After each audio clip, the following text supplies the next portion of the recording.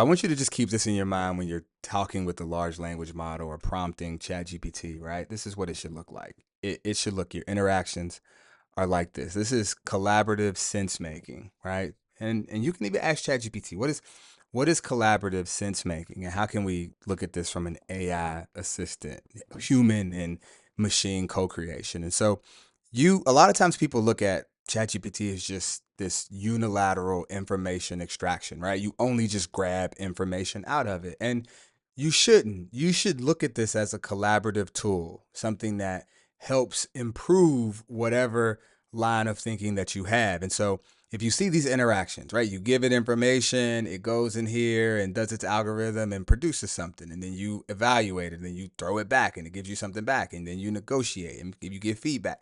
And so if you think about just in any kind of consultative experience, this is what's happening, right?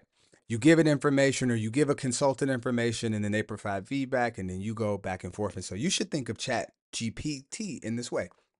And here's a framework to just make it make sense, right? You can use chat, CHAT.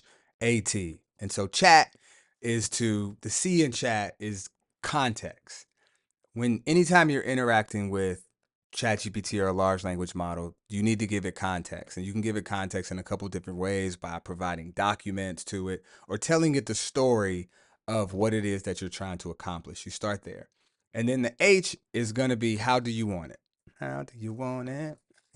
How do you feel? But really, how do you want the output? Like what do you want it to be in terms of stylistically? Do you want it to be in a table? Do you want it to be a graph? Do you want it to be so easy a fourth grader could read it, right? What is the way that you want the information to be delivered? How do you want it? And so the A is going to be then to ask for clarity on it, right? Like, be clear and just what ultimately, like, is the ask, right? Most people say, hey, I just want a business plan, right? You ultimately want ChatGPT to produce a business plan, but like, you have to set context, you have to tell it the kind of output you want, and then you say, okay, so how does that look? I want a business plan that is in less than 100 words, and I'm going to tell you the story of my business, right? I've been in business for 5 years.